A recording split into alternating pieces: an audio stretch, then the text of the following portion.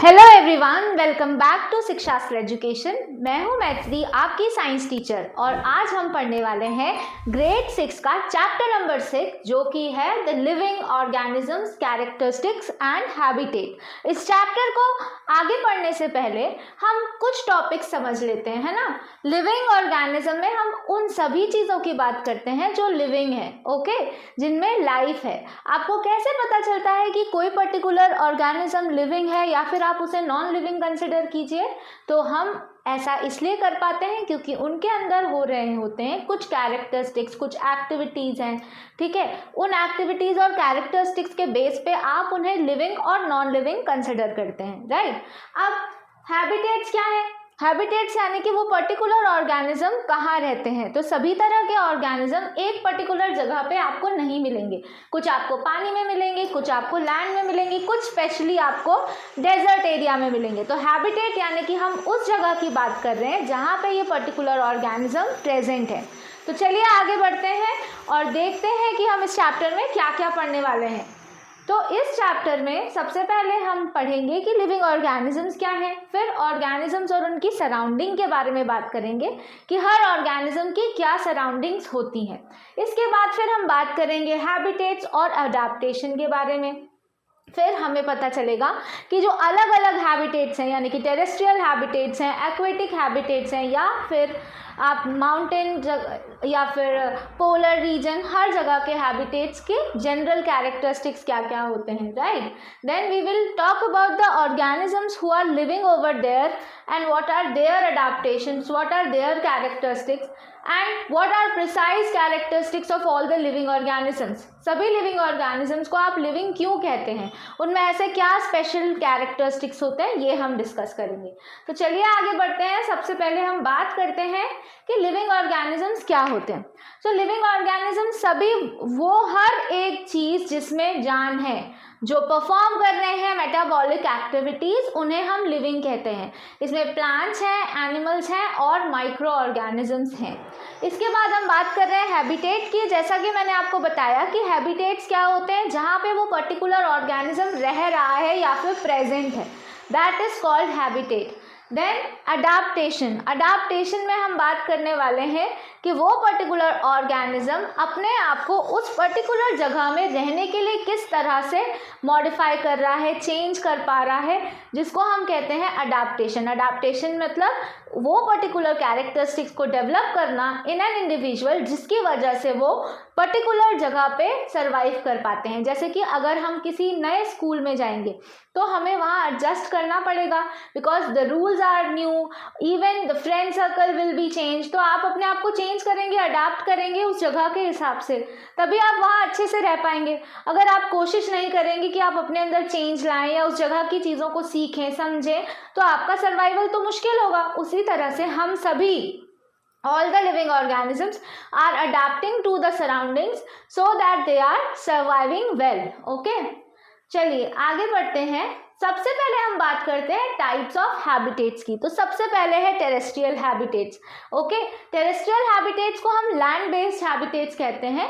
इनमें आप desert area specially पढ़ रहे हैं। सबसे पहले डेजर्ट एरिया के कैरेक्टरिस्टिक्स क्या क्या होते हैं, आपने कभी सुना होगा, वहाँ पे रेत ही रेत होती है, वहाँ पे ऊंट होते हैं, राइट। जब हम डेजर्ट की बात करते हैं तो अचानक से हमारे आंखों के सामने सैंड ड्यून्स विजिबल होने लगते हैं ना, हमको ऐसा लगता है कि भैया वहाँ सिर्फ रेत है, राइट। सो क्योंकि ऐसा होता है, डेजर्ट जो रहते हैं वहाँ का क्लाइमेट है hot and dry, okay, it's hot and dry. Organisms like cacti यानी कि कैक्टस प्लांट, ओके, वहाँ पे रहने के लिए अडेप्टेड है, okay, they can survive over there because they will require less water।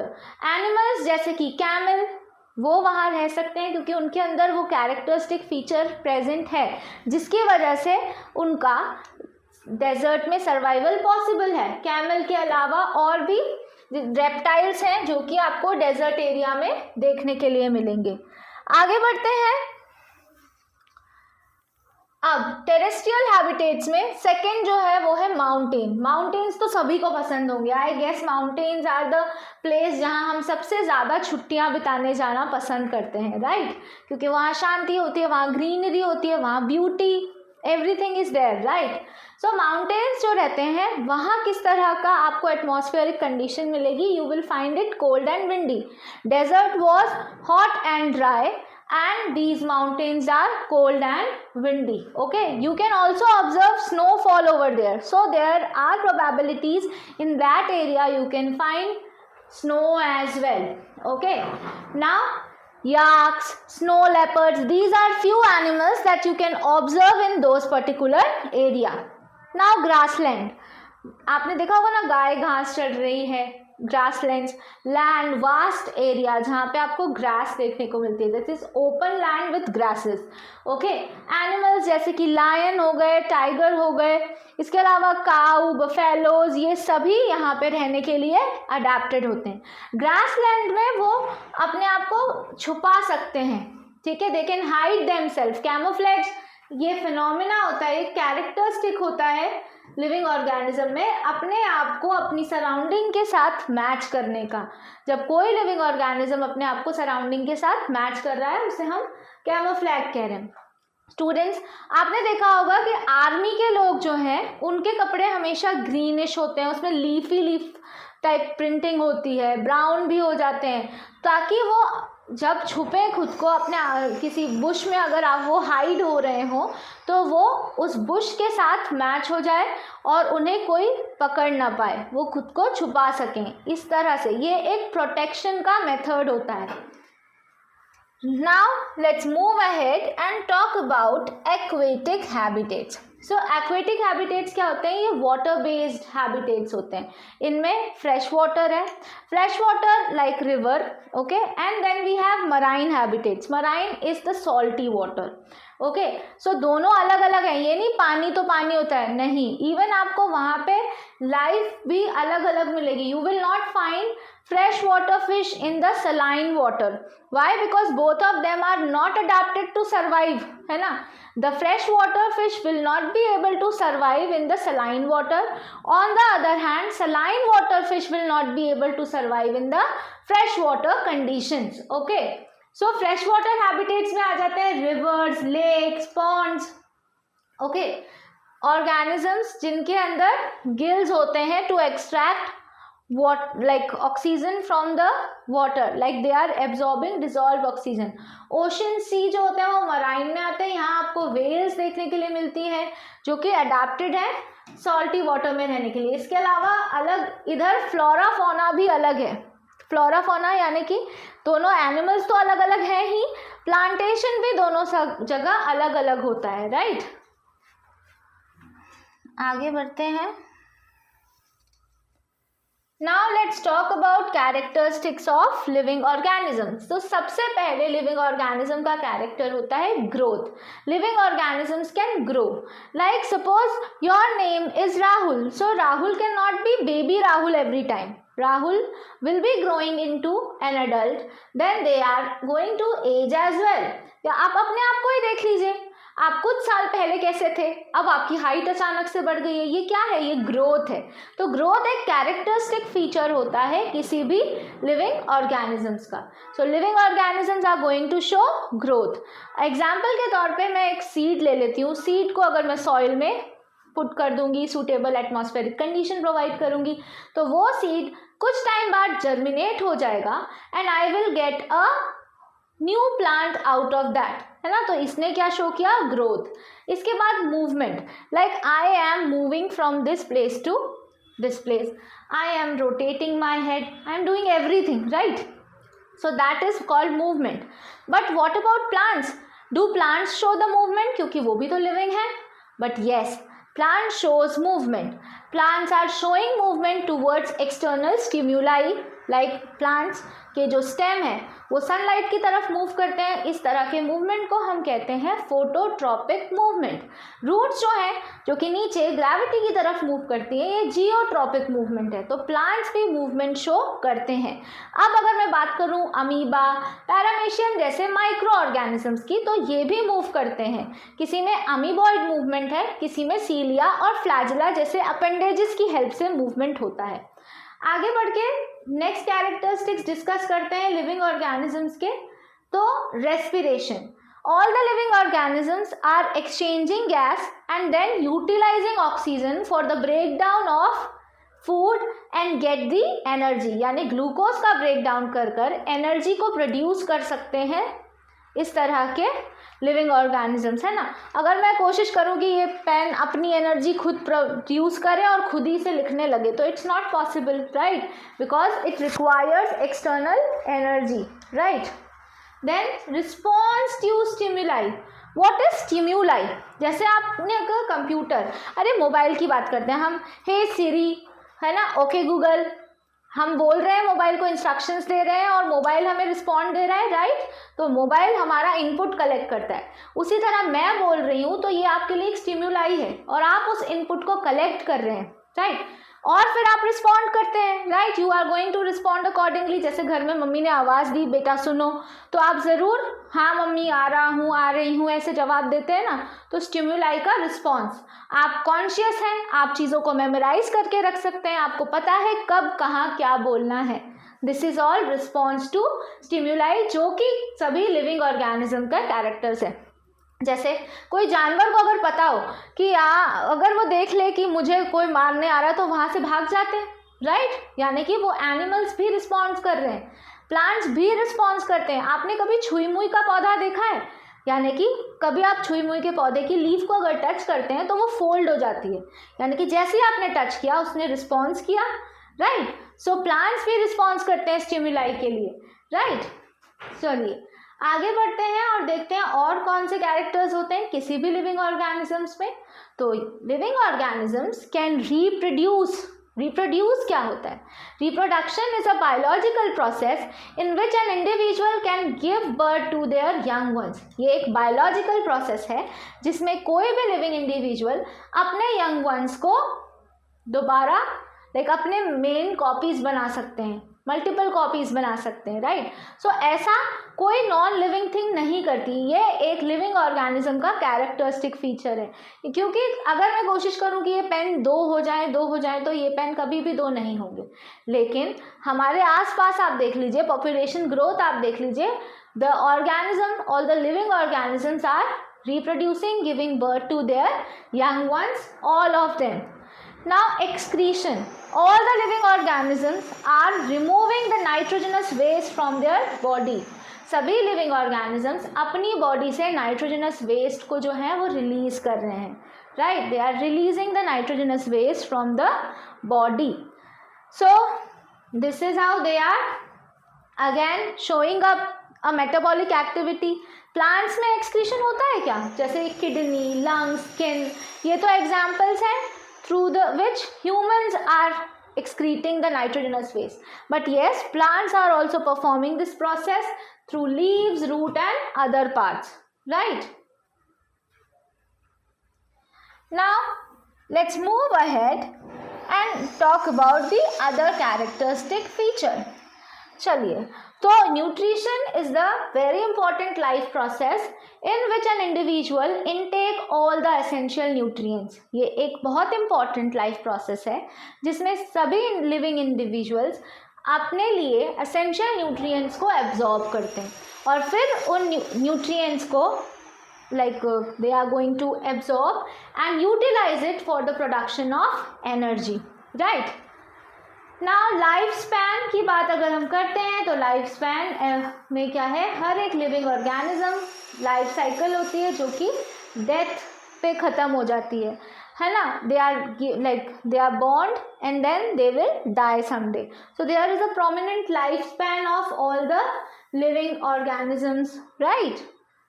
So these are the general characteristics of all the living individuals.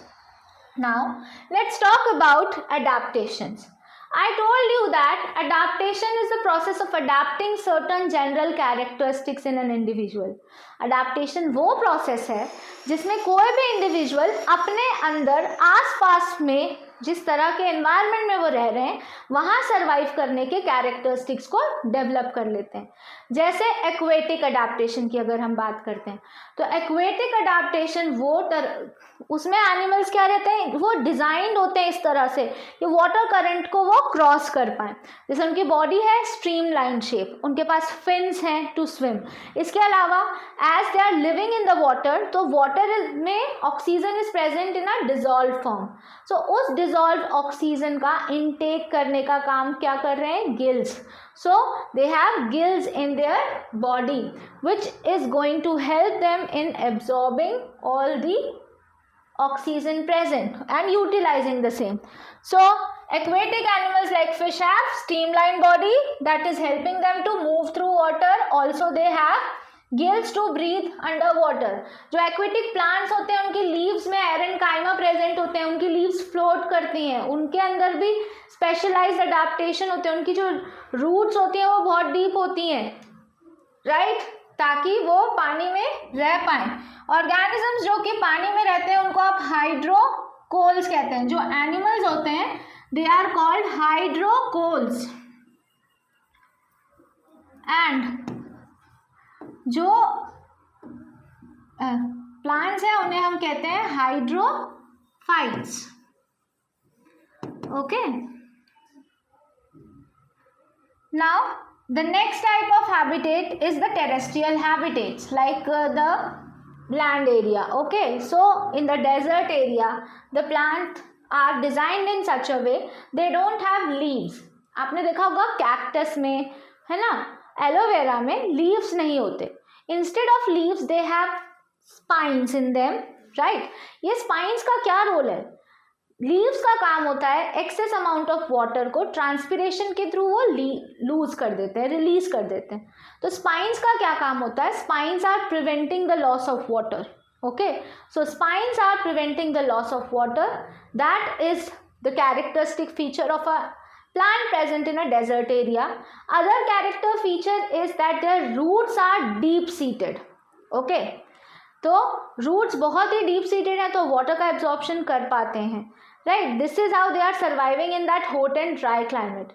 Rather than that, animals, जो animals होते हैं, जो रेप्टाइल्स होते हैं, उनकी स्किन जो रहती है वो इस तरह की होती है कि वो उस एटमॉस्फेयर के हिसाब से एडजस्ट कर सकते हैं। रेप्टाइल्स सारा कोल्ड ब्लडेड है तो टेम्परेचर से कोप अप कर सकते हैं। अगर मैं बात करूं कैमल की, तो कैमल आपने देखा होगा roaming around with the nomads. Nomads जो रहते हैं जगह जगह पे अपने डेरे बना लेते हैं ताकि उन्हें जहाँ भी सूटेबल एटमॉस्फेयर मिल रहा है, जहाँ भी प्रॉपर कंडीशन मिल रही है, वहाँ पे ग्रो करें, सर्वाइव करें, राइट। सो यहाँ पे हम क्या बात कर रहे हैं, यहाँ पे हम बात कर रहे हैं कैमल्स की। तो कैमल्स को आपने देखा वो सैंड में कितने आसानी से वॉक करते हैं क्योंकि उनके फीट इस तरह से डिज़ाइन होते हैं, उनके लॉन्ग फीट्स होते हैं, ठीक है। इसके अलावा उनका जो बेस होता है जिसको आप पंजा कहते हैं वो थोड़ा फ्लैट होता है और इस तरह से डिज़ाइंड होता है कि वो सैंड में ग्रिप बना पाए। दे हैव हम्प जो कि वाटर और फूड को स्टोर करके रखता है। So this is how camels are adapted to survive in the desert area. Tiger, lions, they have the stripes on their body which is helping them to camouflage. Okay, so all the plants and animals you will find they are having a prominent adaptation so that they are going to survive. Now the animals which are present in the polar region, they also have certain adaptations in them. Why? Because सभी polar region में नहीं रह सकते। अगर ऐसा possible होता तो मैं भी पोलर रीजन में चली जाती, मुझे ठंड अच्छी लगती है, लेकिन मैं इस तरह से डिज़ाइन नहीं हूँ, मेरी बॉडी ने इस चीज़ को अडाप्ट नहीं किया है तो मैं नहीं जा सकती, I can't go, right. So polar bears are adapted because they have skin which has blubber in it. Blubber क्या होता है, फैट स्टोरेज। उनकी स्किन में जो है वो ब्लबर प्रेजेंट होता है। जो ब्लबर है it is storing a lot of fat in their body. Okay, उनकी बॉडी में बहुत सारा फैट स्टोर रहता है। फैट जो है it is working as an insulator. Insulator जो रहते हैं वो हीट ट्रांसफ़र को प्रिवेंट करते हैं। तो जब बाहर का एटमॉस्फेयर ठंडा है तो पोलर बेयर को ठंड इसीलिए नहीं लग रही क्योंकि उसकी बॉडी की हीट उसकी बॉडी की हीट में ही बॉडी में ही ट्रैप है, सॉरी, राइट। इसके अलावा दे आर हाइबरनेटिंग। कुछ एनिमल्स ऐसे भी होते हैं जो हाइबरनेशन कर लेते हैं। What is hibernation? जब वो अपनी मेटाबॉलिक एक्टिविटीज़ को स्लो डाउन करने के लिए सो जाते हैं। They are taking a long nap, right. So these are the characteristics present in them so that they can survive in the polar region as well. Now, what are the importance of habitats? Habitats यानी कि जगह जहाँ हम रहते हैं। अगर आपको आपकी मर्जी की जगह नहीं मिलेगी तो क्या आप प्रॉपर ग्रो डेवलप कर पाओगे? नहीं, this is not possible for you. So habitat जो है ये आपको प्रोवाइड करते हैं आपके लिए जो भी चीज़ें ज़रूरी हैं। जैसे कि अगर टेरेस्ट्रियल एरिया में जो एनिमल्स हैं उनके अंदर किस तरह का अडाप्टेशन है, वो उनकी नीड्स को फुलफिल करने के लिए, है ना। प्लांट्स उसी तरह डिज़ाइंड है, एनिमल्स उसी तरह डिज़ाइंड है कि उस पर्टिकुलर हैबिटेट में सर्वाइव कर लें, राइट। हैबिटेट में उन्हें उनके लिए फूड मिलता है, शेल्टर मिलता है और सभी ह्यूमन एक्टिविटीज पॉसिबल है नहीं है, that depends, right. So with that note this chapter is over. I hope ये चैप्टर आपको समझ आया हो। Please go through your NCERT and also let me know if you have any doubt. Thank you so much for being with us. Keep watching Sikshastra Education.